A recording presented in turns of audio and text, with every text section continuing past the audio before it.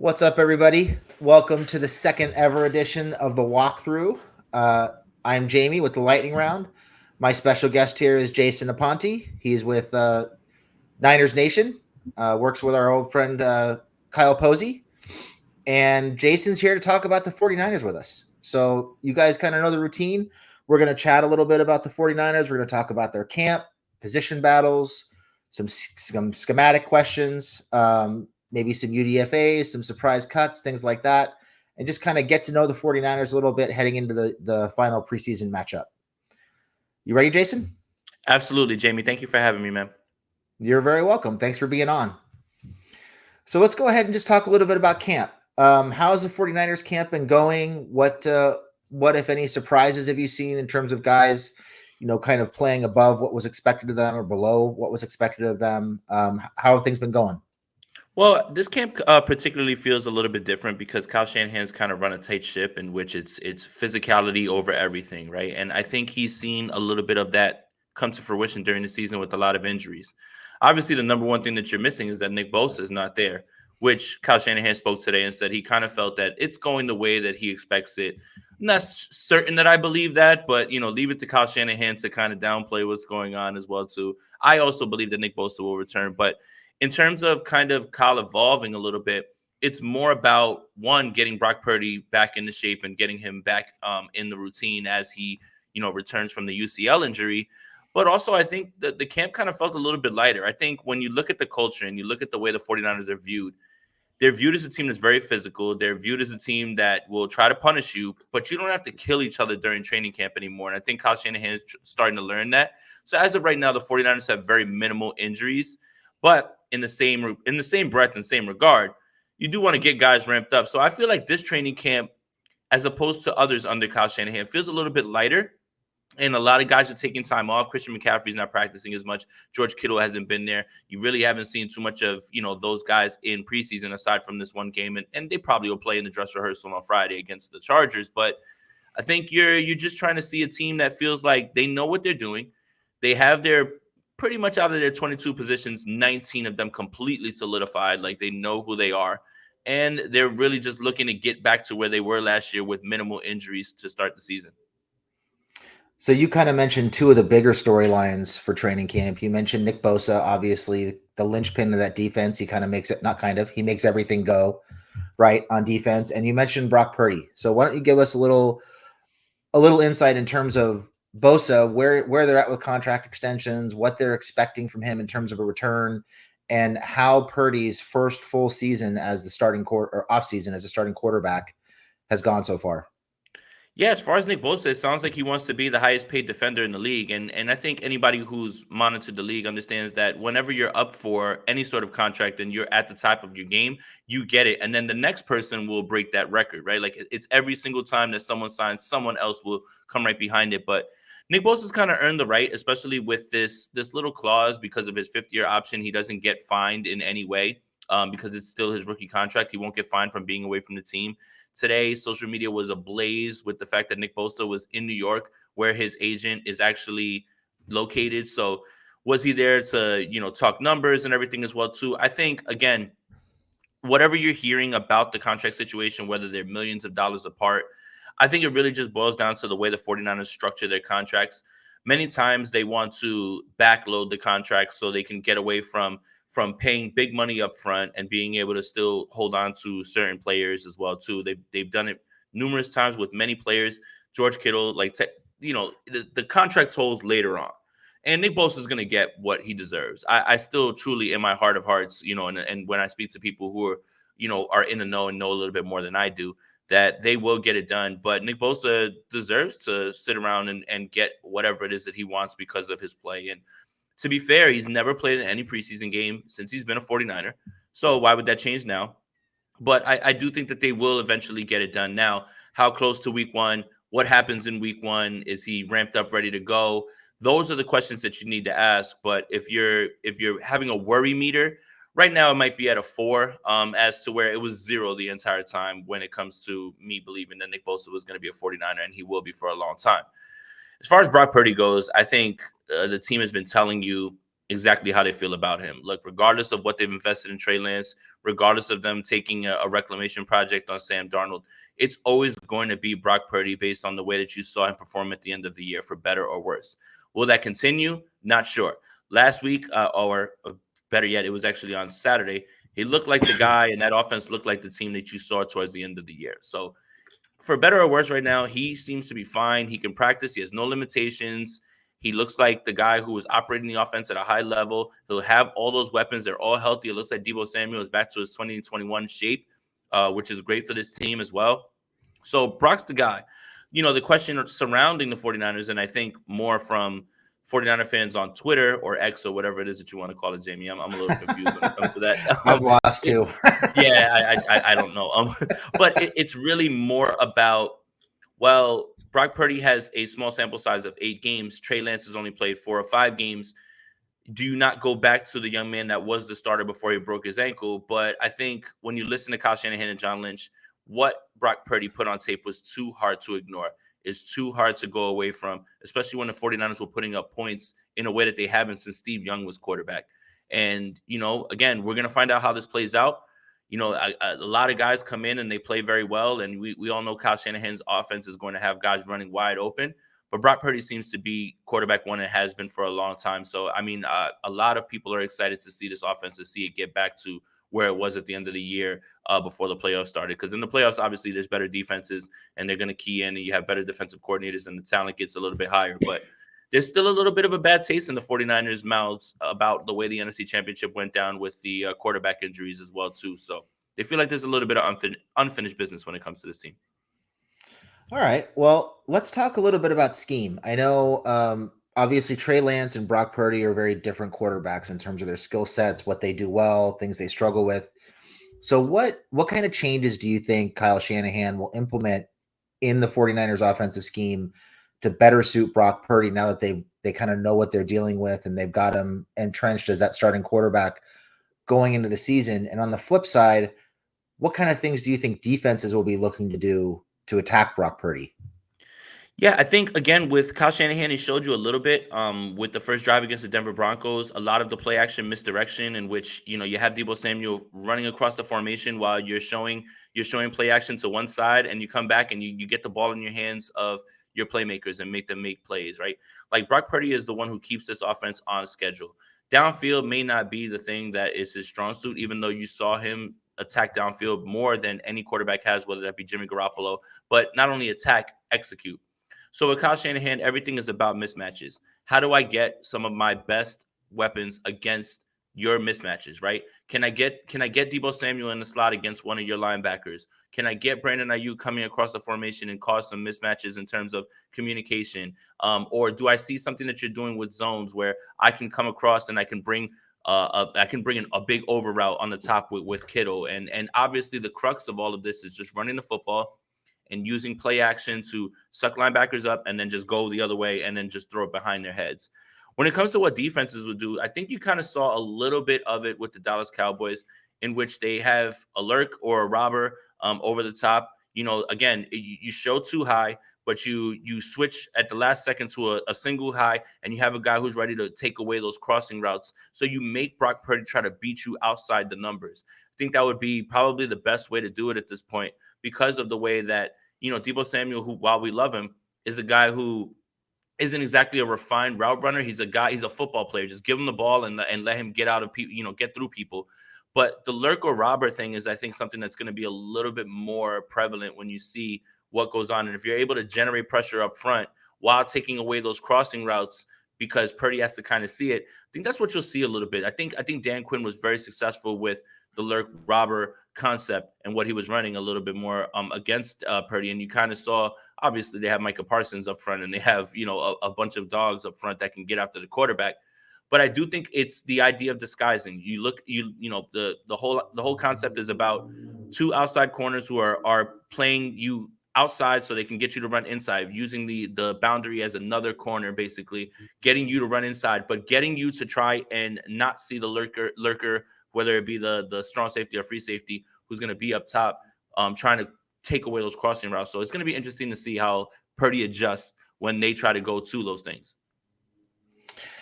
Is there a particular coverage right now that Purdy struggles with more than others? And is there a I just lost my train of thought. Uh, let's go, let's talk coverages. Yeah. What kind of oh, I know what it was. Mhm. Is there a particular kind of coverage that Purdy struggles with? And is he still at a point where he needs to see it to throw it, or is he kind of anticipating where guys are going to be open? No, I think he's actually done a great job of anticipating. And if you're talking about coverages, I think he actually understands, cover two, cover three. I think he understands those things. It's the man press stuff, right? Like if you have guys on the outside who can cover and actually can stick with guys, you can run man press robber. So now you've got on the back end of safety, but you've also got guys that are still in position to be able to cover. They can cover 9 routes and sevens and they can still get there. I think he needs to at least have a bit of separation before he lets it rip. But I wouldn't worry about anticipation so much. I think that's one of the things that I'm super impressed with him about. He is a high IQ guy. He is a bit of a gunslinger. He's going to put the ball in harm's way at times. He's going to let it rip. And I think that's kind of what people are a little bit nervous about is at times it looks like he gets away with some of those throws. So it just goes as an incompletion, but it's a turnover worthy throw. So I think it would probably be man press at this point. I really think that he's fine, especially if a team wants to continuously run zone. I think Kyle Shanahan has a bunch of zone beaters where he can run many things like, the drift route with Debo is one of the ones that comes to mind. He has ways to get around that. But as far as Purdy, if you have two cover corners that can actually stick with the outside guys and you're dropping that robber in there in the middle and you're getting that pressure up front, I think that's a little bit where not only him, many quarterbacks would struggle, but somebody with only 8 games is kind of how I would try to attack him at this point. Um, I got to talk about Brandon Ayuk. Uh-huh. I'm a Sun Devil myself. I love Nice. Brandon Ayuk. He's a guy that I really wanted the Chargers to draft when they traded up for Kenneth Murray a couple years ago. So, talk to me a little bit about his development, how his offseason's going, and what he's looking like in terms of his role in the offense this year. I mean, he's clearly the best receiver on his team. And that's no slight to Debo Samuel. I think Debo Samuel is an incredible football player, still one of the best in the world. But I think as far as pure route running, I think it's Brandon Ayuk. I kind of knew the switch went on last year at training camp when there was a big fight between him and Fred Warner.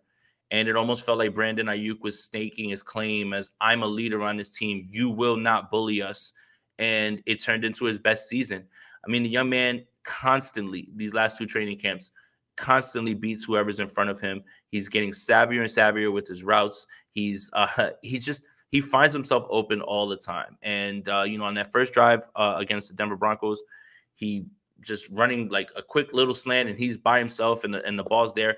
The development has been real. It's always been there. The only really thing that he had to overcome was Shanahan's doghouse, which I don't know how you get in. I don't really know how some people get out, but Brandon Ayuk found a way to get out.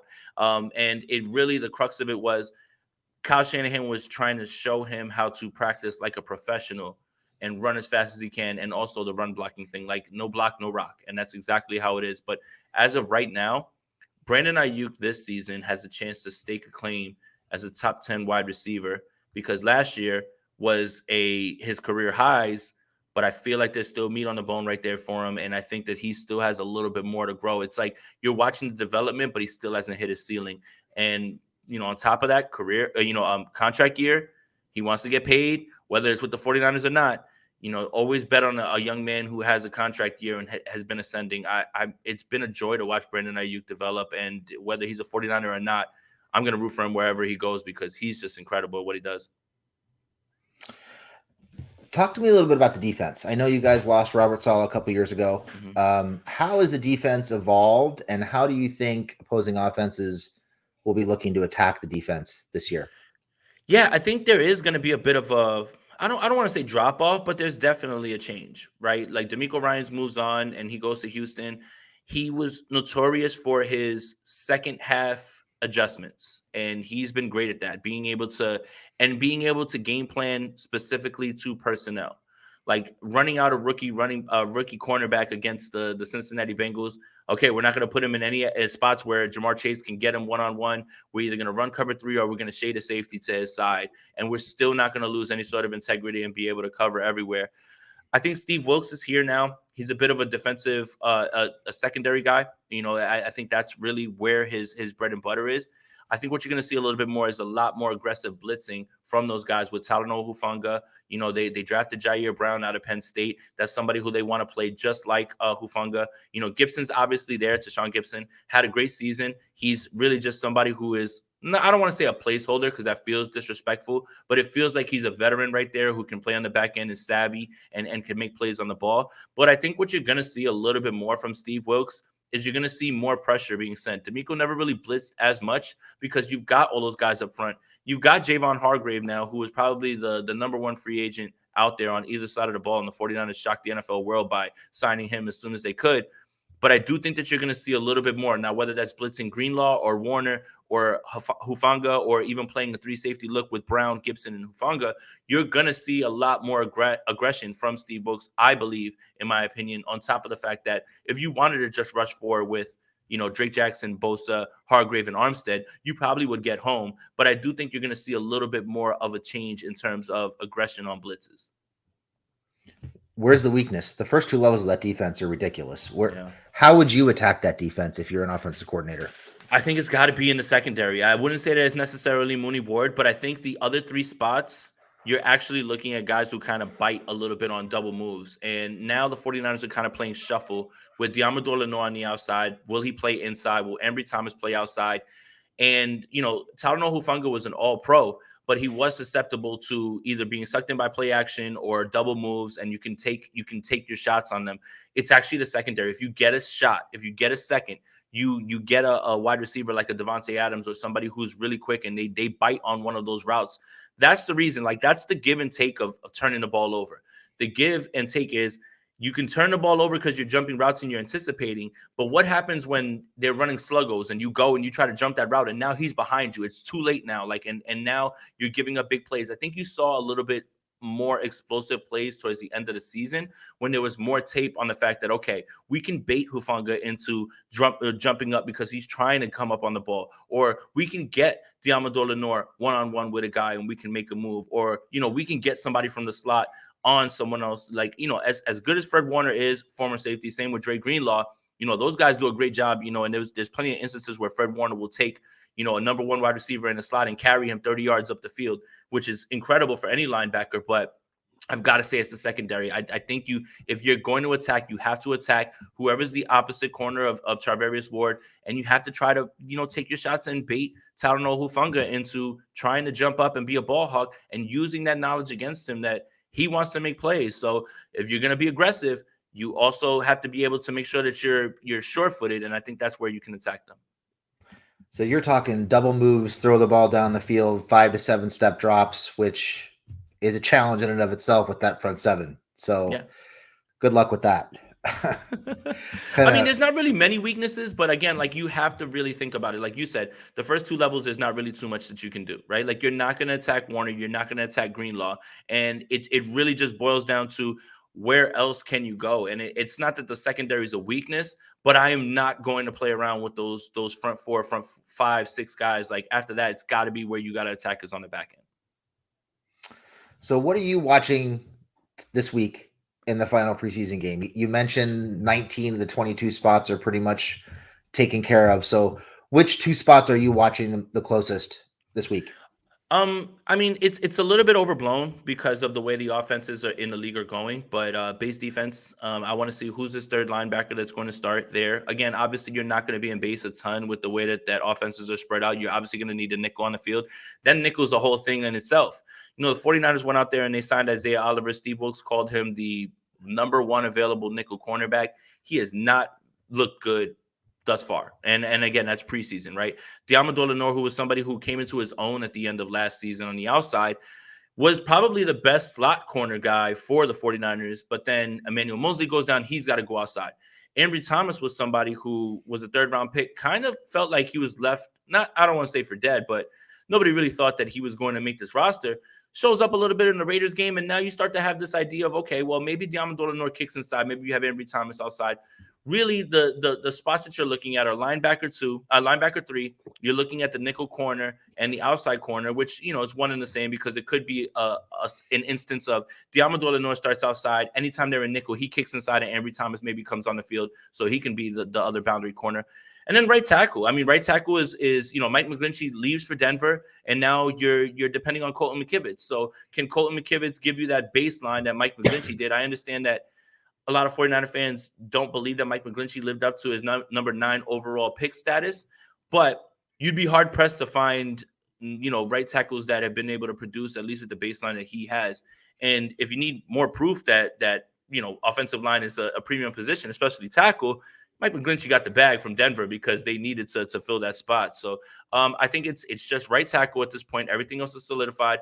Right tackle, linebacker 3, nickel corner, outside corner. What are they going to do with all that? Every other spot is either filled with a very good player, Pro Bowl player, or all pro player. This team is very top heavy. All right, well, let's talk roster decisions. Yep. Let's talk about one or two surprise players, UDFA or otherwise, who you think have a shot at making the team, and maybe a veteran or two who you think might be on the outside looking in. Well, veterans out the outside looking in, unfortunately, Javon Kinlaw at this point. It's a shame, because I think Javon Kinlaw was a bit of a victim of his own draft capital. And especially when you're replacing DeForest Buckner. And then fans are always going to do you could have had Tristan Wirfs, you could have had this player, you could have had that player. Fortunately, Javon Kinlaw just hasn't been able to be healthy.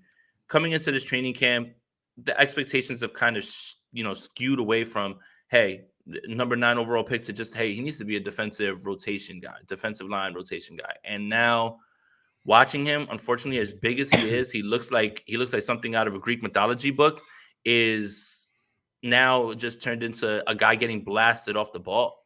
And obviously they declined his 5th-year option. It's not all his fault, but this is a results-driven business. So veterans on the outside looking in, Javon Kinlaw is the first one that I'm looking at right now, in which it's like, man, I think you're kind of on the hot seat now at this point, because you can scream draft capital all you want. You can talk about rotation and depth and everything all you want, but if you're not producing, you're not going to be there. As far as UDFAs, I think there's not much room for many of them at this point, because the 49ers did have a very backloaded draft with 5th, 6th, 7th round draft picks, which I think is kind of where they shine. The 3rd round has been just I don't know, just swing and miss after swing and miss. I mean, drafting Trey Sermon, Ty Davis Price. I mean, drafting a kicker, for God's sake. Sorry, I don't even know if I can say that. Drafting a kicker in 99. Yeah. Even Cameron Latu. It hasn't really, like right now, like Cameron Latu is looking a little bit better, but he's been struggling with drops the entire time. When you're looking on the back end, you're looking at guys like Jalen Graham. Ronnie Bell has been absolutely tearing things up out of Michigan. He looks like somebody who, if he doesn't make the 53, you're having a tough time explaining this to people. And it's less, this team has been great with UDFAs. I mean, literally, Jordan Mason, UDFA. He's a guy who's a contributor on the backfield. For a while, Azeez Al-Shaair was somebody who was a UDFA. Same thing with Emmanuel Mosley. All these guys moved on to play other places. And generally, there are those players. But I think on the back end of this draft, in the 5th, 6th, 7th rounds, they've actually found those guys to fill those spots. So as much as we complain about them not having 1st-round picks, 2nd-round picks, and how they miss in the 3rd round, they kind of compensate themselves by hitting in the 5th, 6th, 7th round. So the way I'm kind of looking at it, Jamie, is, in my mind, Ronnie Bell was drafted at 99 and Jake Moody was taken at the end of the 7th round with one of the last picks. I feel way better about it, and I love to live in that world as opposed to the world where Jake Moody is at 99, and we still have issues with the kicking right now. I got to tell you, hearing you talk about Javon Kinlaw gives me PTSD to Jerry Tillery. Right. Almost the exact same description, the exact same career arc. Hopefully Kinlaw isn't being disruptive and being a pain in the ass like Tillery was last year before they got rid of him. But man, those 1st-round defensive tackles, I mean, Tillery was drafted in the 20s, but for Kinlaw to be at 9 and be looking at being cut in year 5 or heading into year 4 is not good. That's a tough thing to swallow. Yeah. And the thing is the expectations have changed. Like, again, when you bring in Javon Hargrave and you already have Eric Armstead, then, there's only so many spots. They're only going to be 4 defensive linemen, 4 down linemen. Like, it's literally to the point where the team is just asking him to just be a rotational guy and give you something and just try to put 16, 17 games on film. And while he's healthy right now and he's getting through the chronic knee injury, He just looks like a guy who is just every time I see him, he's blocked further and further away from the ball. He's just not on the line of scrimmage anymore, and it's hard to understand. Is it technique? Is it the way he's attacking and his drive? I don't think it's any of those things. I don't think he's being disruptive at all. But I do think, again, it's just at a point where there are so many people on this team that are continuing to show you things that you can't let go to practice squad or on waivers because they'll go. It's like, let someone else take a shot on Javon Kinlaw and see if they can fix him. All right, well, let's wrap up with a quick prediction here. What do you think the 49ers season looks like in terms of the regular season, and what are your postseason expectations? Well, I think, again, as long as Kyle Shanahan's the coach, there's going to be guys running wide open, which has kind of been my contention always with the quarterback position. It's just who's going to be able to let it rip. If Brock Purdy plays 17 games, I think this team is easily a 12 to 14 win team, especially when you go through the way that they look on defense as well. Got to get Nick Bosa back. But I do want to say that this season seems to be kind of in a glass case. And what I mean by that is, if the 49ers start to sustain heavy injuries at big spots of big players, they may not be able to sustain the winning that they have in past years. There's something about this team that feels very, very top heavy. And if any of those guys miss extended periods of time, they may not have the depth to overcome it. Having said that, they're not paying their quarterback. That's how they're able to have Trent Williams, Nick Bosa, Fred Warner, like all these guys that are top end guys at their position. The same thing with Christian McCaffrey. But I don't think this team can sustain winning if, let's say, George Kittle misses a bunch of games. Maybe Christian McCaffrey doesn't play 17 like this was the first year that he has in a while. God forbid Trent Williams goes down. Maybe Nick Bosa holds out a few games. This team is so top heavy that if they're healthy and they're fine, and we obviously know this is football, they should win 12 to 14 games. But if they have any sort of major injury, their season could be kind of teetering on not going the way that they want. But if they win 12 games, they'll be in the playoffs. And then at that point, it's like, can you beat Philadelphia at this point? Like with the NFC, all the exodus of talent that is left, Aaron Rodgers is out now, and all these guys. I'm sorry, Jamie. The AFC is loaded. I can't believe it. It's so crazy. How many teams get in? 7? I don't know how you look around and say that there's definitively 7 teams. Jets, Bills, Dolphins, Chargers, Chiefs. There's just so much talent. Jacksonville's coming. There's a lot of teams in the AFC. For me, there seems to be tiers in the NFC. Philadelphia, San Francisco are 1 and 2, and then fill in the blanks wherever it is. Dallas is a team that obviously is going to contend. The Giants, the Vikings, the Seahawks, the Saints. Those teams seem fun. The Lions, those teams are fun, but it's nowhere near as talent heavy as the AFC. So while the 49ers may have some injuries, they still should be in the mix of things just based on the fact that the NFC is not as loaded as it used to be. And I'm sorry, Jamie, just everybody ran to the AFC. I don't know what it was about. I think they all did it on purpose. I wish they'd stop. I really wish they'd stop. Well, Jason, this has been awesome. I really appreciate your time. You did a great job. Why don't you tell everybody where they can find you, either your personal Twitter handle or at Niners Nation, so they can look you up if they want to. Thank you, Jamie. I appreciate it, man, and appreciate the shout and having me on. I absolutely love talking ball with anybody. But yeah, you guys can follow me on Twitter at Jason Aponte 2103. I write on Niners Nation every single day. Sprint Right Option podcast with Andrew Pasquini, Bully Ball podcast with Steph Sanchez on the Gold Standard Podcast Network. And yeah, that's exactly where you can find all my stuff. And the football season is back, and you can find me on YouTube as well, film breakdowns and podcasts and daily shows, stuff like that. So season's here, and kind of like I was telling you, Jamie, I didn't realize that I needed football to kind of keep my life in order, and I don't know if that's a good or bad thing, but here we are. I think it's not this Thursday, the next Thursday we'll have actual games that matter, and finally, I can disconnect from having any social functions. I hear you, man. We just spent the weekend putting together a calendar with all of our shows and games and practices, and it's crazy. Football definitely helps with the structure for sure. 100%.